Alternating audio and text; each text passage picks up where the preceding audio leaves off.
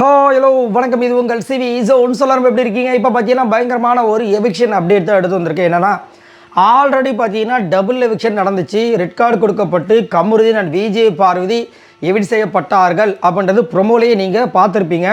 இதில் என்ன கொடுமையான விஷயங்கள்னால் அவங்க ஸ்டேஜுக்கு வரவழைக்கப்படாமல் அப்படியே அனுப்பிட்டாங்க. ஏன்னா இது வரைக்கும் பார்த்தீங்கன்னா நம்ம பிரதீப்க்கு ரெட் கார்டு கொடுக்கப்பட்டப்போ ஸ்டேஜுக்கு அவர் வரல. அதே மாதிரி இப்போவும் பார்த்தீங்கன்னா இவங்க 2 பேரும் வந்து ஸ்டேஜுக்கு வரல அப்படின்றதான் ஒரு அப்டேட்டு. சரிங்களா? அதே மாதிரி பயண வீடியோ எதுவுமே கிடையாது. ஆனால் நம்மளாம் ரொம்ப கண்டிப்பாக ஆசைப்பட்டிருப்போம் பயண வீடியோ அப்படின்ற ஒரு விஷயம். இதெல்லாம் ரொம்ப கொடுமையாக இருக்கும்ல.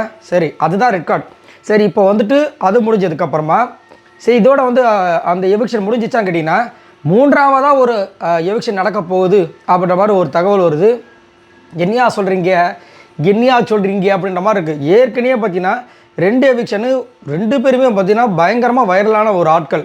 இந்த சீசன் 9 பொறுத்த வரைக்கும் கண்டிப்பாக பார்வதியும் கமருதீனும் தெரியாத ஆட்களே கிடையாது. அவங்க பண்ணாத சம்பவங்களே கிடையாது. அவ்வளோ விஷயங்கள் பண்ணியிருக்காங்க.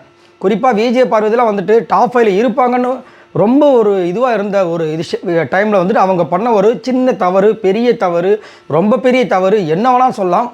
அவங்கள அந்த ஒரு தவறால் அவங்க வந்துட்டு இப்போது வெளியேறி இருக்காங்க அப்படின்ற விஷயங்கள் போகும்போது கூட வந்துட்டு பெரிய ஃபைட்டில் நடந்திருக்கும். திவ்யா நீ வெளியே போடி அப்படி சொன்ன விஷயங்கள்லாம் பார்க்கும்போது அந்த வெளியேற டைம்லேயும் திவ்யாவோட அந்த விஷயங்களை நீங்கள் கவனிக்கலாம். சரிங்களா? இப்போ என்ன அப்படின்னா இன்னொரு விக்கெட்டும் இருக்குது. அது வந்துட்டு யாராக இருக்குன்ற மாதிரி போயிட்டுருக்கான் டிஸ்கஷன். எனக்கு தெரிஞ்சு சுபிக்ஷாவாக இருக்க வாய்ப்பு இருக்குது. ஏன்னா இப்போதைக்கு கண்டென்ட்டில் இப்போ மீதி இருக்கிற 7 பேரில் கண்டென்ட்டு அப்படின்னா பார்த்தீங்கன்னா சுபிக்ஷா கிட்டேருந்து சுத்தமாக இது வரைக்கும் இல்லவே இல்லை. அது மட்டும் இல்லாமல் ஓட்டிங்ஸ்லையும் பார்த்தீங்கன்னா சுபிக்ஷாவுக்கு ஓட்டு ரொம்ப கம்மியாக தான் இருக்குது. ஸோ அதனால் அவங்க ஒரு வேளை எவிக்ட் செய்யப்படலாம் அப்படின்ற மாதிரி எனக்கு தோணுது. பட் இது வரைக்கும் அப்படின்ட்டு வரல. ஆனால் ஒரு எவிக்ஷன் இருக்குது அப்படின்ற மாதிரி வந்து ஒரு தகவல் வந்திருக்கு.